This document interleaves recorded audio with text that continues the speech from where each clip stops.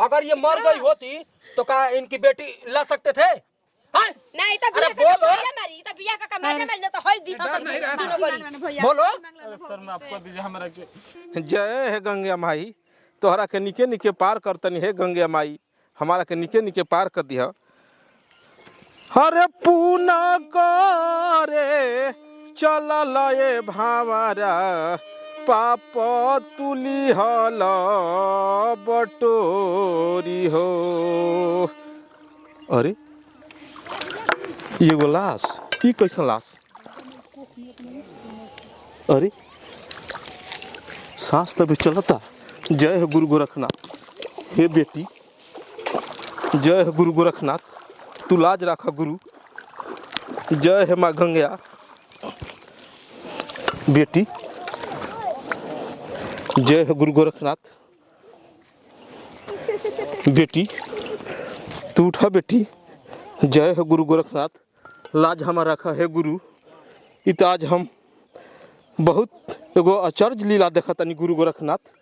बेटी, हे बेटी, बेटी तू होश में आओ बेटी। अरे तार कहाँ घर है बेटी? कहाँ तार द्वार है? का बेटी तू गंगा माई के आंचल में बाड़ू बेटी? हमरा के मत मारी। अरे बेटी एगो हम जोगी फकीर बानी बेटी, तू होश में आवा। बोलो अपन नाम पता बेटी बतावा, तहरा के हम घरे पहुंचा दे सही सलामत से। हमार माई बाबू जनियन तो जिंदे मर जाइयन। अरे बेटी हमरा के छोड़ दीजिए मत। अमीर आ गरीब तो दुनिया में बेटी, तू ऐसे मत कर बेटी।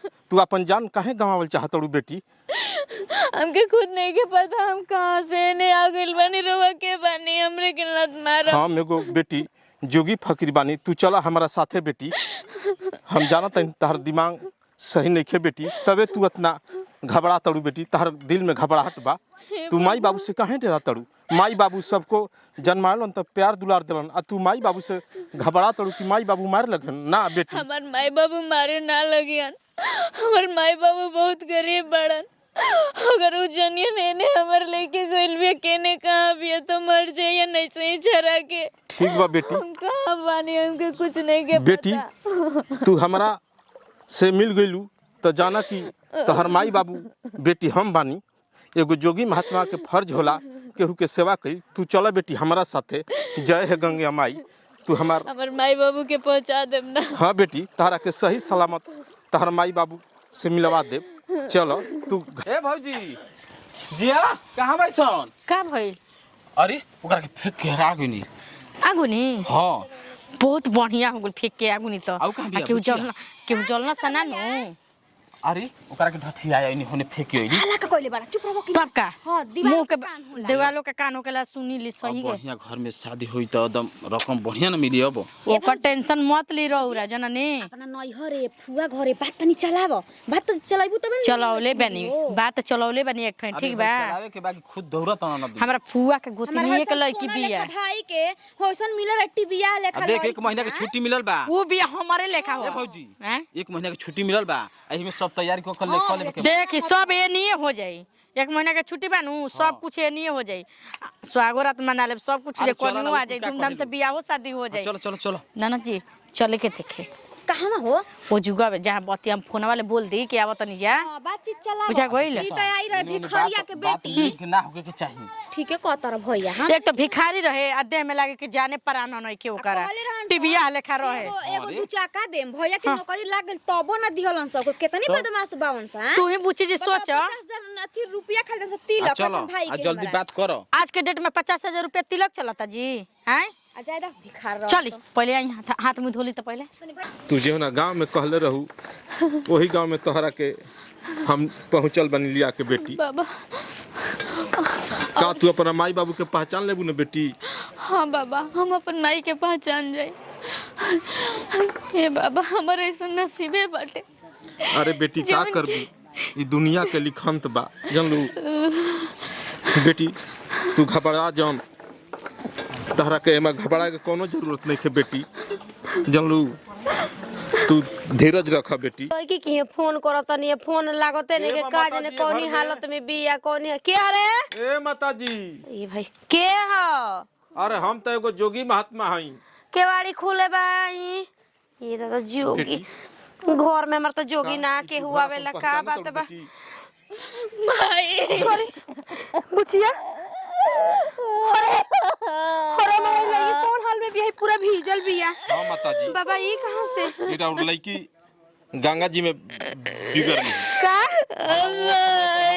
गंगा जी के पार करत रही दूसरा गांव में जात रहेंगे तो जे हम पाऊंगी ये बाबा हमार लड़की गंगा जी में कैसे मिलल माई बुचिया अगर ये बाबा न रहते तो हम जिंदा आज न रहते रे माई का माता जी कोनो कारण छिपल बा का वो कहानी के साथ साथ बताओ हमरे के मिल के मार देले रहले सन और कब कहाँ फेंकले सन हमके पता नहीं माता जी ऐसन कौन बात बा रउआ काहे छिपाओ तनी कि बेटी के जान मार के नदी में फेंक दल रहन जा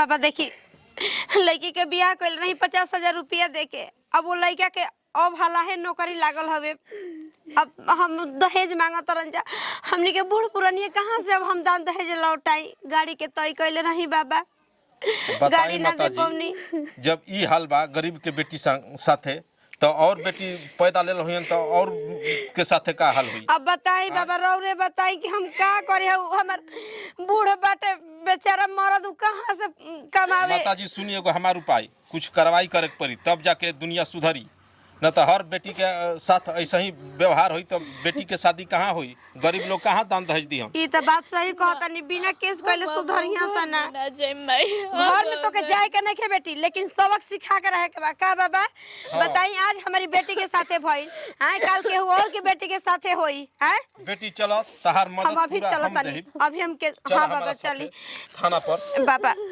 अरे गोड़ पर गिरा तनी के रो ना रहती ठीक तो बा माता जी रो तो भगवान बनी के हमारे बेटी के अरे बचा भगवान ली ऊपर वाला सब बाण माता जी से हूँ रउआ जल्दी चली बाबा हाँ चली चली बेटी। केस कइल जा बिना केस कइल ना सुधरिया सा ऐसा मामला सुन सुन के मेरा कान पक गया है। देखिए आप लोगों के साथ इंसाफ जरूर मिलेगा। जितने दहेज वाले हैं सबको सजा दिलवाएंगे। हाँ सर ऊपर ना बाटे ठीक है बताई कहता जा, नहीं हमार इंसाफ लड़की जरूर बहुत दिए भाई जगह चली अब जोगी बाबा ना रहती तो हम तो ज्यादा मैटर दहेज वाला था। अब बताइए सरकार रोक रही है दहेज मत लो लेकिन ये सारे घर वाले जितने शादी ब्याह हो रहा है ना दहेज ले रहे हैं सबको सजा दिलवाएंगे। गरीब के लड़किन के बियाह शादी कैसे होई ना सबक सिखाई तो रउआ सब में कमी बा आप घबराई मत रउआ के साथ पुलिस बाटे ठीक बा ना पूरा प्रशासन आपके साथ बा ओहनी के फांसी के सजा होके का चाहिए ऊ जौन हो बाटे हमर दामाद ओकर चमड़ी छोड़ा के हम जा चली जा ठीक है हम लोग चलिए चलते दामाद का फालूदा निकालते हैं। शर्मा जी चलिए आइए। के हो अरे कौन नतिया हरे दोगाला कि बार बार जब नहाए जा तनी बेहन को के नहाई तो कोई न कोनो ना कोनो आ जात बरसो एकनी के घरवा लागत कि कामे न के कौन दोगाला हरे और दरवाजा खोलने में इतना टाइम तुम गाड़ी दे रहे पुलिस को कैसे बोल रही हो जी? तो हमको क्या पता है जी कि पुलिस हमारे घर में पुलिस कैसे आ गई कौन है ये? हैं के हो ये कौन है जी?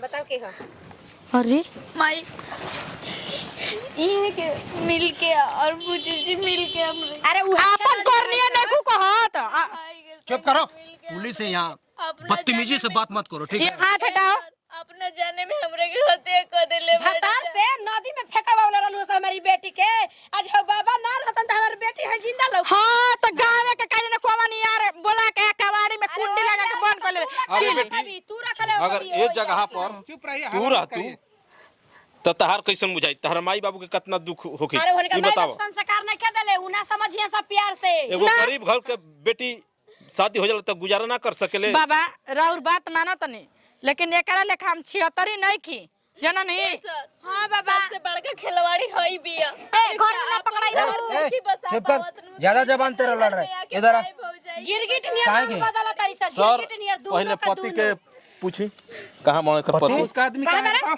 कहां बेटा तोर भतर हाँ, बड़ा हाँ। तक बड़ा भेजा दामाद कहाँ है बुलाइए का इसका हम दामाद कहाँ है? एक घर के मार ये कौन है? यही इहे क्या करा इहे ए ऐसे हाथ मत लगाई जा तुम मत बोलो। चुप करो सबूत दीजिए तोर भतार के तोर दरद से नौकरी लागल ह त सोचा तर की कुल कमीनी तो कहां देले रहू 50,000 रुपया देले रहू आज के 50,000 50,000 रुपया लोग को डंडा बजेगा ना तो चुप हो जाओगी तुम। सामने का तना बोलती है हमारे लगे यानी कि फांसी के पुलिस सजा होता ना होवे के तीनों के जितना सच सच है उतना बता दो पुलिस के सामने, नहीं तो ऐसा सजा दिलवाएंगे ना। तुम महिला एथु नहीं लेके आए हो, तुम मार रहे हो हमारे लेडीज मार पुलिस, नहीं ठीक रहे है? हैं। औकात वाली बात समझा रहे हैं तुमको, ठीक औकात है? वाली। जो है सच बता दो यहाँ पर, ठीक ना, बीच में। ये सब तरह के सर बताएगा।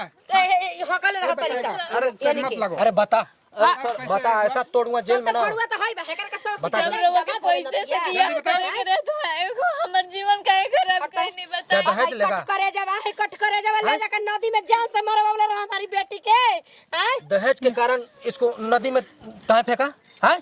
बोल। हमने के काहे खाते फेंके जाई जा? हमरा से गलती हो गइल बा। गलती हो गई ना, डंडा बजेगा ना तो भगवान के हम कुछ बिगड़ले ना रही कि भगवान हमारे बिगड़ी हन अगर ये मर गई होती तो क्या इनकी बेटी ला सकते थे? हैं? नहीं तो अरे बिया का बोलो। मारी तो बिया का मारने में तो होई दी डर नहीं रहा। तीनों गोली बोलो। अरे सर माफ कर दीजिए हमरा के। अब ऐसा खाना में लेके चल माफी से मांगो, माफी से मांगो। भैया के खाना में मत लेके जाए तो भौजी के माफी मांगला से ना ए भौजी एकनी के घर सेट के फांसी पर सब कुछ पैसा ना होखेला ई रहन रही ना तो कब बेटा बेटी का मुंह ना देखबा से तो हमनी के हां तो ये तने नहीं मरई तो काहे ना बढ़िया घरे शादी कर देनी। हम हाई कोर्ट तक ले जाई, दिल्ली तक से लड़ो। हां हम केस लड़े खातिर तैयार बानी। हमर ना हम जन्म देले तो हम जन्म देले बानी तो इसका हाथ मारो, बहुत ज्यादा बोल रही है। हाथ मारो इसका। कैसे बांध सकते हैं? मैं लेके लेके आए हैं, लेडीज लेके आए हैं। अरे तो वो लेखा तो हम लेके चलेंगे आपको भी फंसा सकते हैं, हम बोल देंगे नु कि हमारा इज्जत पे हाथ डाले हुए हैं। देखें, चलिए, कैसे आइए। लेके जा सकते हैं? हैं? शर्मा जी इसको पकड़िए, उसको पकड़िए। आइए जेल में चलिए, जेल में जेल में चलिए। आप लोग थाना में चलिए, चलिए आइए। लेके चली जाए आइए, अरे चल ना, चल चल आइए जल्दी। बुझाई गर्मी झाड़ा